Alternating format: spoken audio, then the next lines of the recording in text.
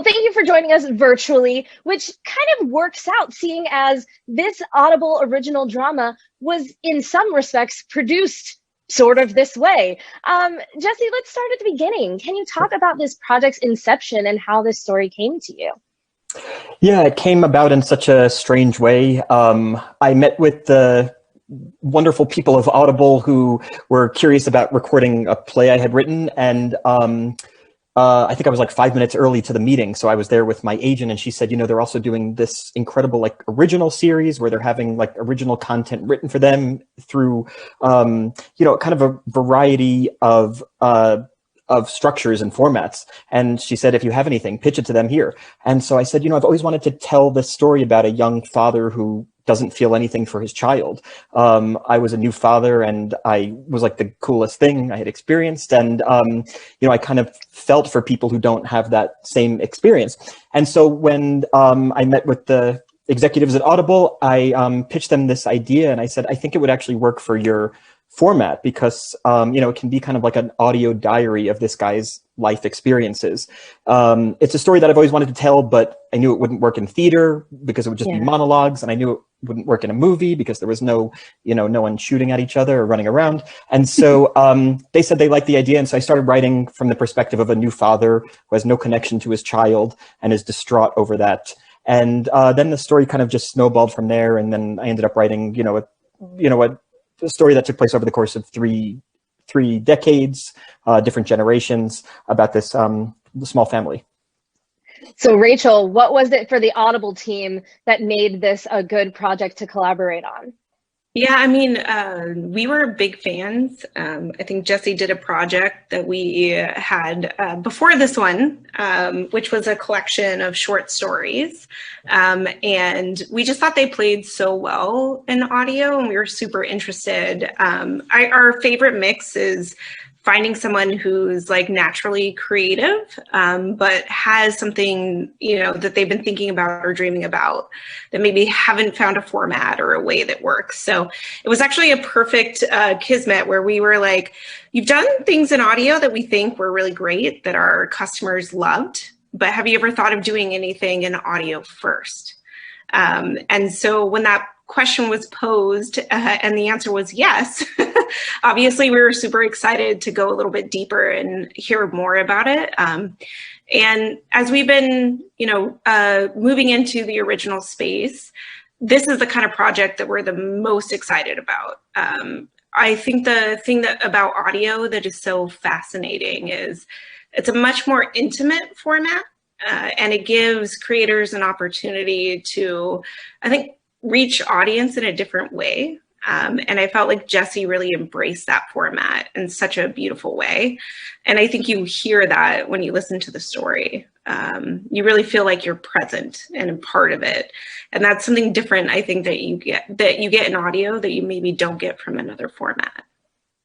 Yeah, let's talk about this format a little bit. I know, Jesse, you just kind of described the story as being told through these audio diaries, but you guys get to play with a lot of things here. There's even a bit of a musical element at times. Kind of explain to me how you crafted the story around being able to do so many different things.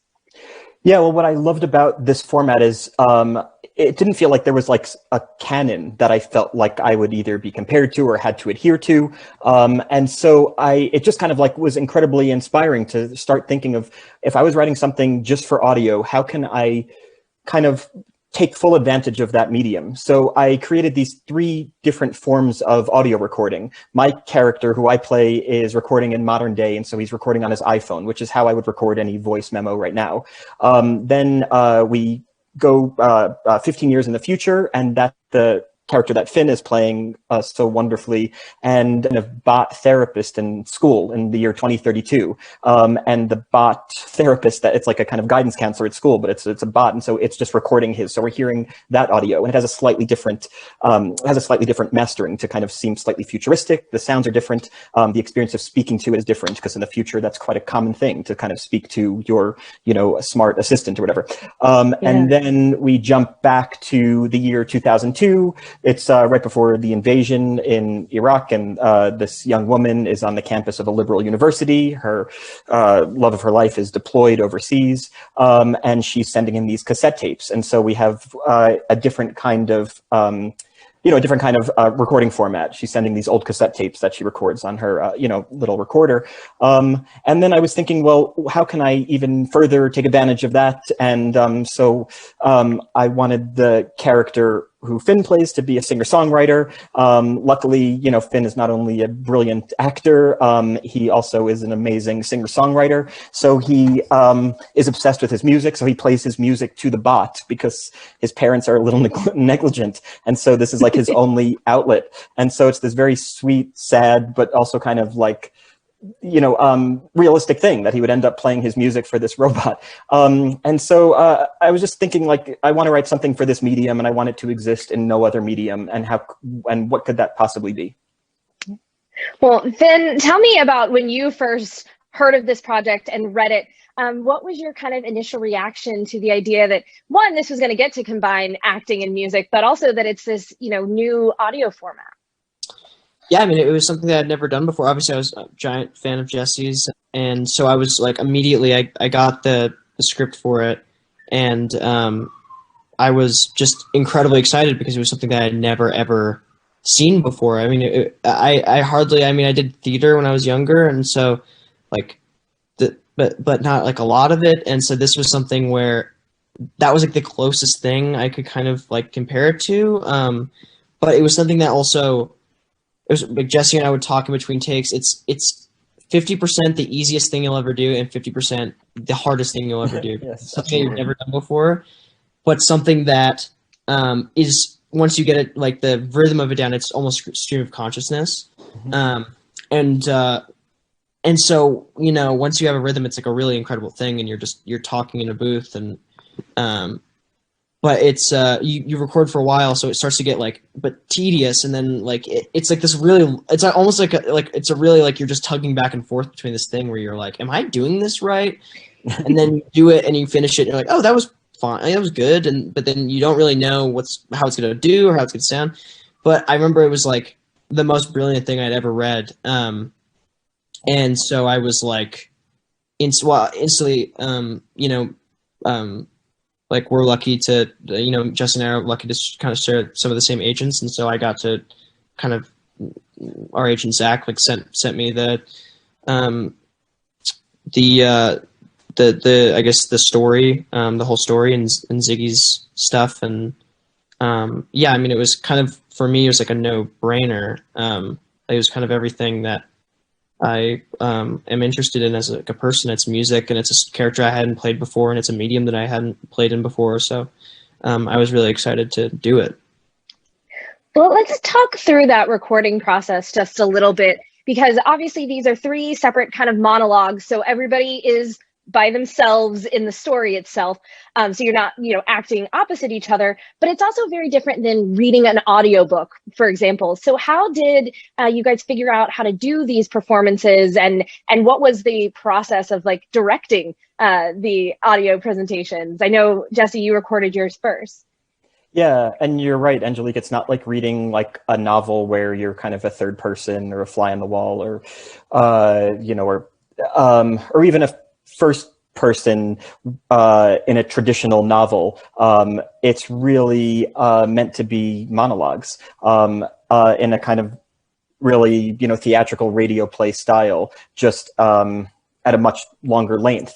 That's what makes it so interesting. I've done radio plays, and I've done plays that we recorded, but those are usually just traditional theater, kind of awkwardly adapted for an audio medium, and you lose something, obviously, because you're not seeing it, or somebody is narrating it, which then breaks the kind of emotional engagement. So this was really just kind of monologues, confessional monologues. They're written to be monologues. Three people are confessing something that they would never tell anybody else to their devices. And so it's really meant to be three people alone in their rooms doing this thing. And to what Rachel was saying too, there's something about listening to it that has this forced intimacy, and you kind of whereas in a movie and a play, you have to kind of gradually ease the audience into this, fantasy, this, suspension of disbelief. Whereas there's like this immediate intimacy because they're in your mind. You can rewind, you can fast forward. I hope not. You can play something again. And so you're in a way kind of like just forced into this intimate emotional relationship with somebody from the first moment. And we recorded it. Yeah, I recorded mine first. Then we flew to Vancouver and recorded Finn. And then a global pandemic struck and we recorded Caitlin Deaver, the other wonderful actor in this project, from her closet in Burbank. And I was in my closet in Indiana. I didn't have to be in my closet because I was not being recorded, but, it was kind of, it was just as a team player, he likes to, even if he's in his giant place in the Hamptons, which he owns. Yeah. He loves to rough it with us. He's like, I'll get in my closet here. It's the size of your whole house, but it's, right, exactly, exactly. But it's technically is a closet because my clothes are there. It's a walk-in. It's a typical walk-in. Yeah. Yeah. Well, Finn, what was it like when you guys? How did you guys collaborate? Did you kind of take on, Jesse, a role of like director in the recordings, or how did you guys work that out? Well, it's interesting. Like when I first started talking to Jesse, it was he just sent me. We didn't really talk about the character much. I think the first thing we kind of started talking about was the music, weirdly, because I think that was on purpose because that's the character I play, Ziggy. That's his entire existence in life, and he only lives for that. And so Jesse wrote these great songs and kind of taught them to me, and I would practice them before he flew to Vancouver, and then I just came and we hung out for a bit at the studio and just talked, and it was a really organic thing. I kind of just jumped into it, and it's also because Jesse's an actor as well and a performer. You don't feel like it's someone who obviously, like, you have a director, and they obviously always they know what they're doing, but sometimes you get someone that you feel like you don't understand, but they don't understand you in a way of like just being a performer and what to do. But Jesse knows that in spades. So it was really like comforting because I didn't feel like I was, even though it was a completely different medium, I didn't feel like I was in a different world because Jesse just treated me like a fellow performer. And it was actually really great because what was great about it, I mean, if it was like a live radio play, like War of the Worlds or whatever, it would have been, I think, completely different. But but we ended up going in the booth, and I would just kind of do a long run of like a stanza or 2 pages or something like that. And then we'd kind of Jesse would just listen for the best parts and say, okay, we got those now, like, let's go back and clean it up. So we just kind of like do one long run, and I'd get some pieces, then we'd go back and kind of do it again. And so it was like a really like fun, but like it was like incredibly fun, but it was like something that I was just like so unsure about because you feel like but also in a weird way, I'm always talking to Jesse too, because it's like the most like intimate you can be with a director, because there's no when you're in a movie, you have to do the entire scene, and if you did something wrong, the director has to come up to you afterwards and give you notes. But you just do a line, and I'm like, did I pronounce that word right? And he's like, yeah, you did fine. Yeah. So it was very like weird and fluid, but I'm really awesome. I enjoyed it a lot, but I would come out and be like, was that fun? Are we doing well? like you're like, is this connecting with anybody? Yeah, and you're like, I guess so. And it also doesn't like require a whole like multi-company move if you have to like redo something. We don't have to reset for light and it was, and that's why I was saying like it wasn't a live radio play, so we had the option to just hang out and go back and take breaks, and so I don't know. Yeah, you also realize very quickly as an actor like how infrequently you actually speak in movies and television. Like when you do this, like in one page you would do way more dialogue than you would do on a day on on Stranger Things or or something like that. I mean, I don't need to call that Stranger Things, but the truth is there's a lot more going on. I'm on a TV show where there's like a million things happening, and here you're just so it's kind of like this almost like really exhausting by comparison process of chatter. But you know, so we would like, so Finn, you know, would sometimes get through 10 pages and that would be amazing. And then sometimes we'd be on a paragraph for an hour. That's just the nature of how these things work. Yeah. And we'd go back 2 months later and do that same paragraph again because it wasn't exactly feeling right. But those 10 pages that we breezed through without a break are perfect. And so it's just a very unusual process that doesn't seem to have any kind of analog in another medium. Yeah, and I remember there was a specific moment where I kind of looked up from the booth and I was like, this is just because hard. Yeah, I know. Yeah, I did this when I did this. I performed in this too, so I know exactly what it's like. Yeah. I feel like I can tell you exactly how hard it was because I also did it. Mm-hmm. But also, it was like the best. I also don't want it to make it sound like it was a tedious mess that took it's like it was really the most. I mean, no, it's physically taxing. It is a physically taxing process. Yeah. I've done several audiobooks. You're sitting in a booth the whole time. Taxing. Yeah.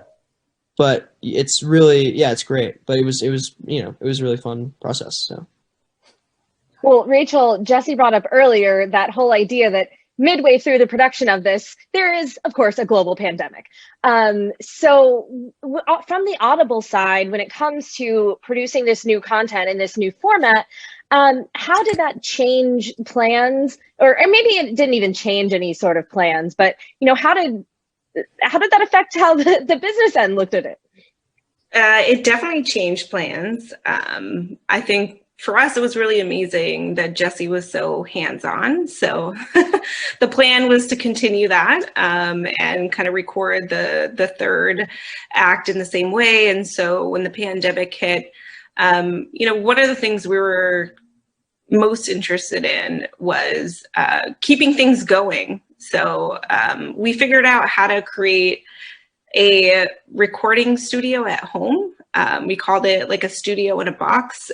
Many of them happened in closets because actually it's kind of hard to get the right sound capture like in any space outside of the closet. So a lot of it happened there. And it was funny reflecting back and kind of listening to the audio and listening to even Finn's kind of recount of his experiences.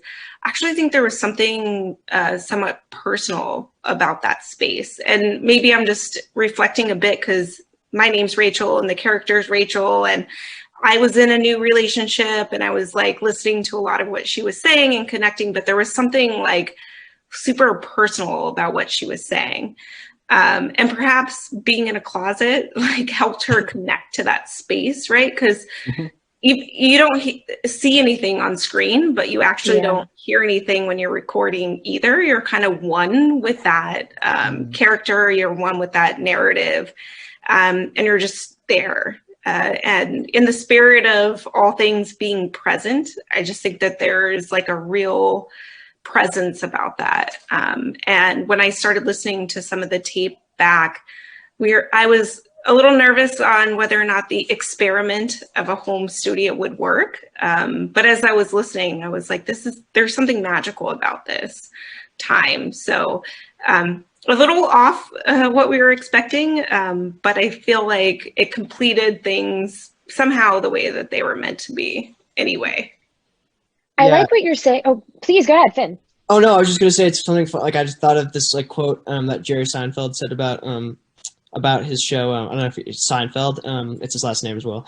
Okay, yeah, it was. I'll have to check that out. Thanks. It says something like we got the last, like he's talking about how TV changed, and it says like they got the last tickets to Disneyland before it burned down, which is like in a way like how it felt because it was the last project that I did before the pandemic, kind of, and.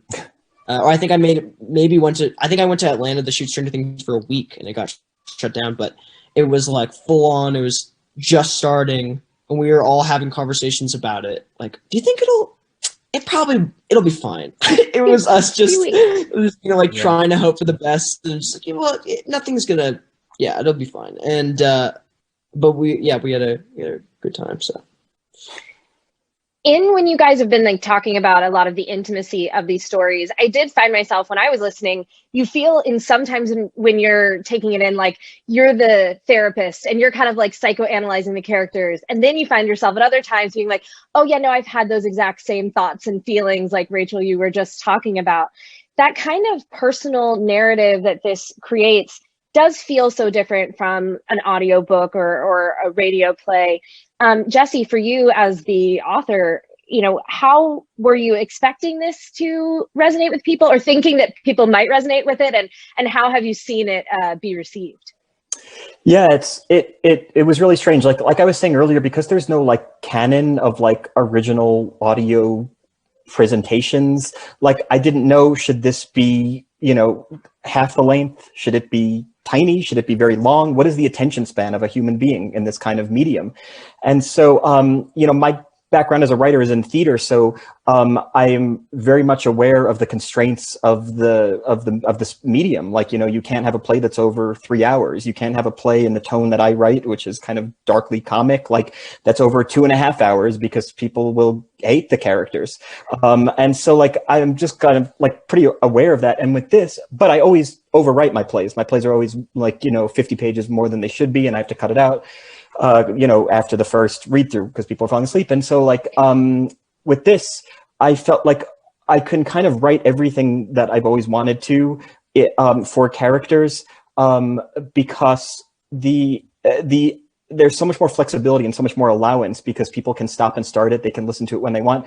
When I asked Audible about the length, they said, and not only length, but clarity. When I asked Audible, like, how many times do I have to mention that this person is in college for them to understand the context? Yeah. They said one thing that was so completely clarifying for me, which is that people know how they listen. People know how they personally take in listening. And it occurred to me, because I listen to I listen to Audible. I also listen to podcasts. I know like my most focused time of listening is when I'm doing the dishes. I don't know why, but like when I'm doing the dishes, I am the most focused. Like I remember everything from a time I was doing the dishes and nothing from a podcast that I was listening to in my own bed. So like, with nothing else to do. And so there's something about this medium that allows for more flexibility, because people are kind of monitoring themselves and calculating how it is that they best absorb a story. And so I was able to have this very freeing experience of writing everything I wanted to write, knowing that people will take it in the way that they're going to, and I don't have to account for that. I don't have to account for a 2.5 hour attention span like you would in a movie, or at maximum, or a play. So that and then in terms of how people are receiving it, yeah, people receive it just like, I frankly try to insulate myself from that, because I just find it unnerving. Even if somebody says something nice, I think it's completely incorrect, and how could they undermine me so horribly? But I don't know. I just hope that my friends like it. That's why I end up writing for. You write for the people that like know your other things and can contextualize it in a way that feels generous to you, and that you feel like you're growing in your own craft or whatever. So in that regard, my friends were happy, and I loved hearing the other actors do it. I love actors as much as I love acting, and so like it was so wonderful for me to hear somebody like Finn, or specifically Finn, but somebody as great as him, who is both like so natural, and who's just incredibly like, is the word preternaturally talented, just so ahead of his time in terms of his own sense of humor and skill set. And then Caitlin too, somebody who has such a deep well of pathos, but yet a great self-aware irony. And that's exactly what the character is that she's playing. And so it was just like a kind of wonderful experience in multiple ways. And a lot of that had to do with just the very freeing form of what Audible has kind of concocted. Yeah. Rachel, on a business end, kind of speaking to that same point, what do you think makes a story like this work so well? And what kind of are you looking for when you develop further audio dramas? So there is a couple points that resonate for me when I hear Jesse speak, which the first one is, it's really about the story. So we don't necessarily have the boundaries of time or format. So what it's really about is somebody who has a passion for something that they want to say. And then it's just a matter of bringing that thing to life. So usually when I go into a pitch, we'll get pitched, a number of different stories, and I'll be like, there's something interesting there, but what do you want? Like, what do you care most about? What's that thing that's been on your mind? And what is that thing that maybe you haven't found a home for, or that thing that's been gnawing at you? And how can we make that a reality? And I think that that's what works the best in audio. There's something about the imagination that the customer brings. You know, when someone's listening, you're building the world around you and you're resonating it within yourself. Like none of that comes with the story. It's really just about the story. So the things that I find that work the best are the things that are just a naturally good story. And I think naturally good stories from creative people come when they don't have those boundaries and they can just create kind of what's in them. And when you start to feel that come to life, I feel like that's when the magic happens. And then, of course, something that's additionally special about this project is that it is now in development to become a film. And you're kind of taking the story itself and turning it a bit on its head to create the film version of this project. So I guess, Jesse, I'll start with you. How is the film version of this story going to be different? Oh, yeah, it's very different. We actually start in a week. We start filming in a week. So Finn and I are both in Albuquerque. After I finished the book, I was trying to think about what I wanted to write next. And I realized there was a character in the story that I hadn't seen, but wanted to see, which is Rachel, which is our, character that Caitlin plays in the third act, but as Finn's mother, which is 30 years after we hear from her. She's a woman who at 50 is, running a domestic violence shelter, and she's a kind of progressive activist with a son who Finn plays, who is really interested in making money online playing music for people. And he's very talented and he's very good at what he does, but he's taken a completely different path than what his mother would have hoped for. And they're both great at what they do. They're both very similar in personality, but they both resent each other because they're completely lacking in what the other one values in the world.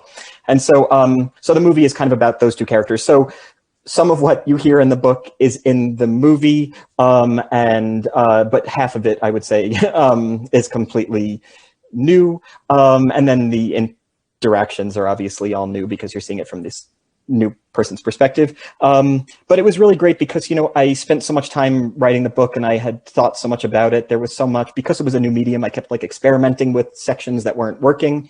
Mm-hmm. Some of them are still included in the audiobook, but I was able to take those sections and kind of just use my imagination, just not that I was able to take them out of the garbage, but I had thought about them already. So when I was writing the movie, there was so much that I knew about these characters that I was never able to flesh out in the book. So that's how it's different. And also there's a visual component. How did you know exactly what I was thinking? I was thinking about all of those excised paragraphs that I've left on the cutting room floor that I was like, I would love to be able to take those and turn them into something else. It would just be horrible to have to write something new. Yeah. So. Yeah. Well, Finn, for you, taking that audio performance to now bringing it to the film screen, what is it like kind of re-workshopping the character of Ziggy for the film?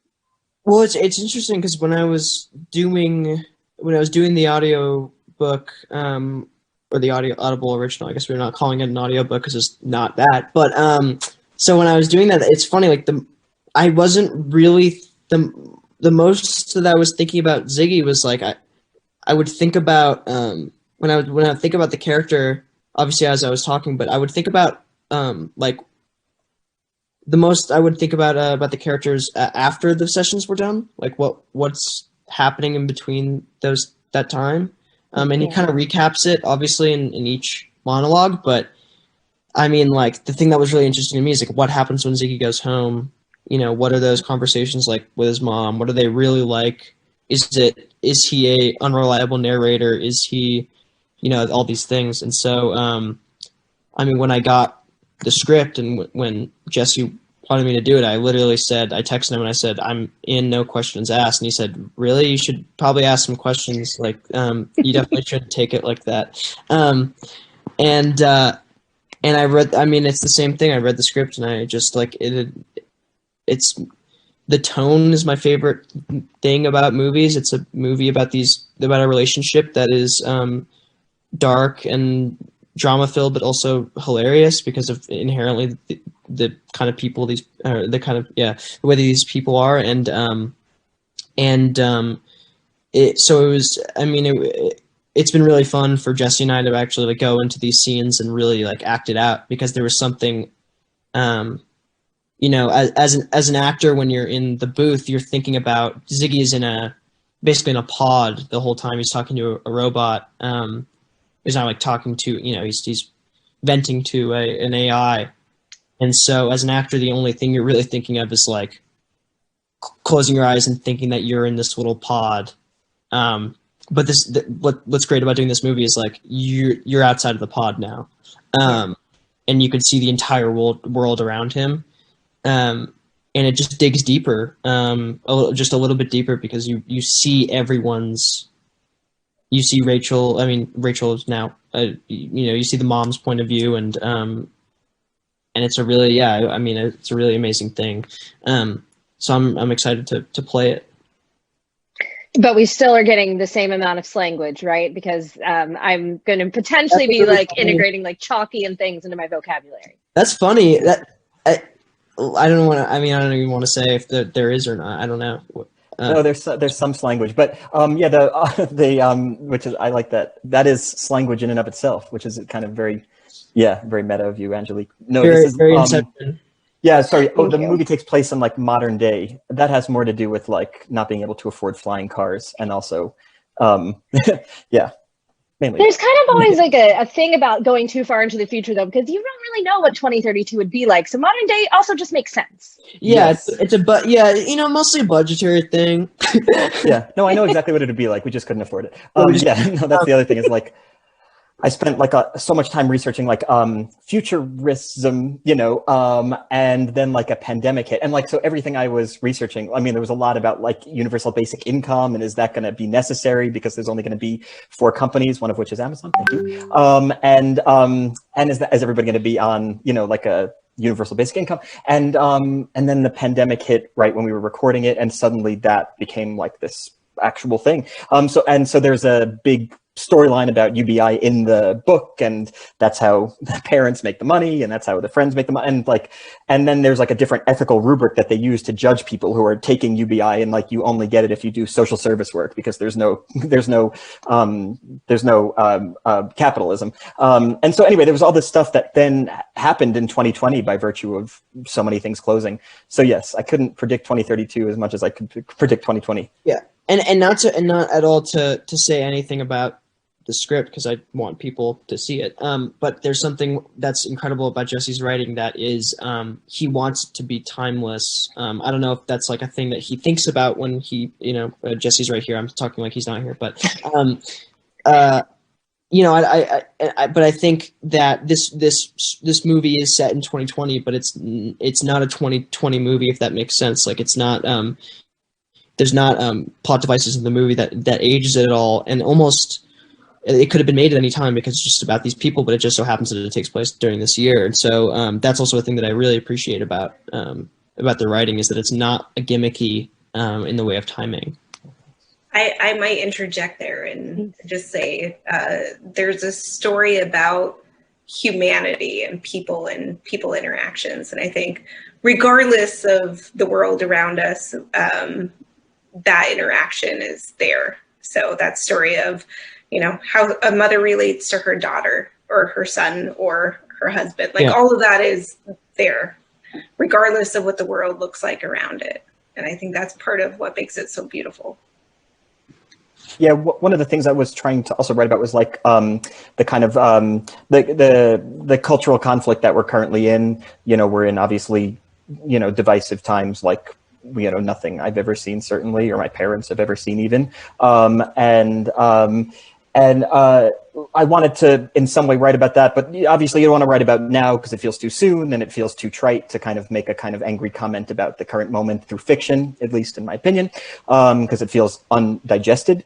But I wanted to address it in some way, and so the character that Caitlin is playing in 2002 is, again, on a liberal campus in southern Indiana, which is where I live, and kind of coming into her own intellectually as a young woman would in the freshman year of college, coming from a rural Indiana town.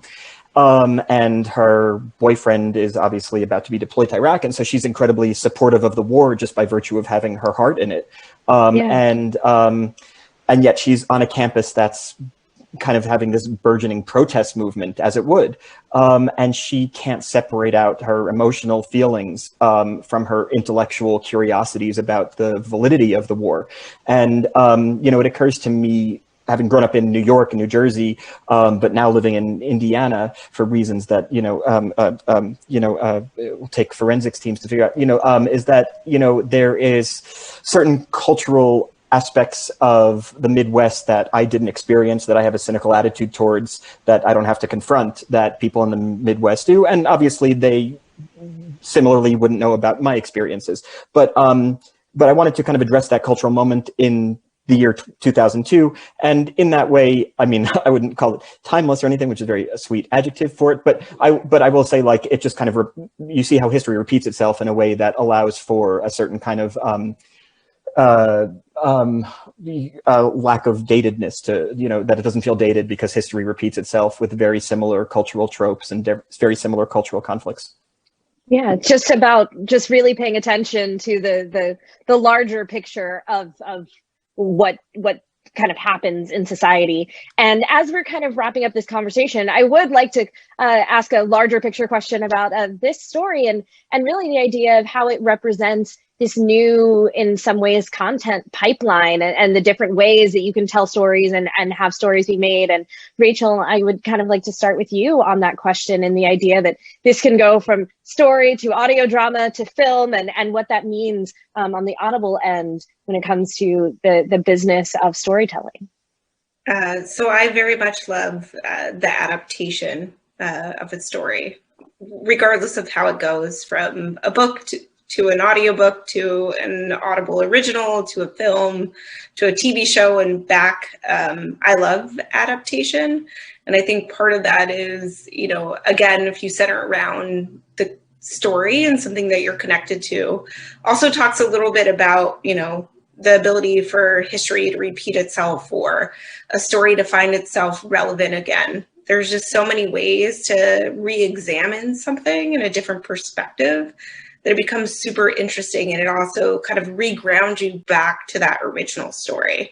I'm the queen of Wikipedia watching, so I'm often like watching a show and like Wikipedia everything I can find out about it. And I think, whenever you respond to something, your natural instinct is to look at it in a different view or get a different perspective on it. And I think adaptation allows for that.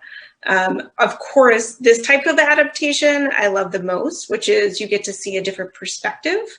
If it's just a straight, I'm going to read the same thing I read, but now with a screen, I don't think it gives you quite the same illumination. But I love this because I'm super interested to see, Rachel in present time with her son and how they're interacting. Like, I want to see that. So I'm really excited to see how this responds and how this develops. And also, like, you get to be a little surprised as well because you don't necessarily know where the story is going. Finn, were you surprised to see the way the story changed? I wasn't really surprised, but I was like, I really connected to the characters and just going back to what like Rachel said about adaptation, I think I totally agree with that. And I also think really, really weird way, it's almost the way that Jesse did this made it a much smoother transition to make it a movie, because there was another step that I don't think people do. It's usually, if it's a book or a graphic novel, it goes from straight there to the movie. And sometimes there can be some filters that they don't pass through. And this is something where it just kind of like it naturally ended up going through this, like, from the story to this filter that kind of got it filtered this, did this incredible thing, and then it filtered out the movie through there. And I think that's like a really interesting thing that I don't think is done very often. You can't, I don't know. there's podcasts and then they go to movies. But there's no like podcast that then goes to an Audible original that then goes to a what's it called. But maybe movies would be better like that because you have more time to just tinker with it and do something different. Your original question, I wasn't very surprised, but I was Audible original question. Yeah. Don't worry, it wasn't actually a very original question if we're being honest. So go for it. But no, I love the script and I'm very excited. So.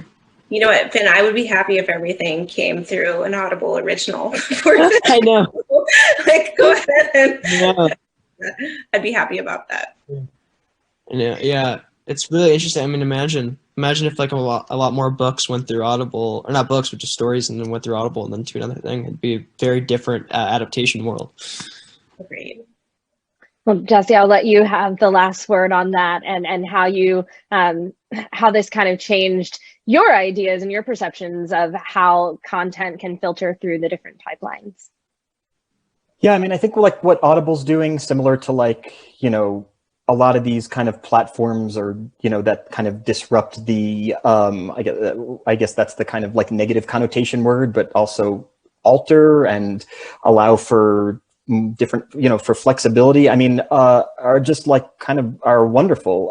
I know, I guess they cannibalize some old formats, but they also provide like people who are, on the creative side to finally do things that they wanted to do that they were stifled. I mean, and then in retrospect, you think, my goodness, everything prior to this new format was exactly the same. I mean, when you watch Finn's show on Netflix, you realize, my God, every science fiction show prior to this moment was the exact same length of time with the same exact commercial breaks, and how stifling that could be. Of course, it's also wonderful. Of course, there are many wonderful creations within that framework, but how wonderful that we don't have to worry about that anymore. And so with this experience, I had that, kind of revelation that this new format is like something I wish I could have done earlier. I wish I could have written these monologues when I first started writing plays and constantly had to castrate these monologues that I was writing. Not that they were so brilliant, but it was just the thing that I liked. And so I, in some ways, so valued this experience and look forward to whatever, they come up with next. Well, I am looking forward to seeing more from this story. And like you said, more of what Audible Originals comes up with next, because let's be honest, I'm a longtime Audible listener, and thank you all for giving us the Mariah Carey audiobook because it needed to in the happen. room. Thank you, Angelique. Finally, someone said something. You said it. Yeah. Somebody had to say what needed to be said. That's why we're all actually here. She's been rolling the whole thing. That's just non-stop, blah, blah, blah. I mean, about this Mariah Carey thing. How did she record that Christmas song? I know. Well, thank you all so much for joining us for this conversation. And please make sure to tune in if you have not already listened to the Audible original drama when you finish Saving the World. Thank you, Jesse, Finn, and Rachel. Thank you. Bye, Thanks, Angelique. Thanks so much.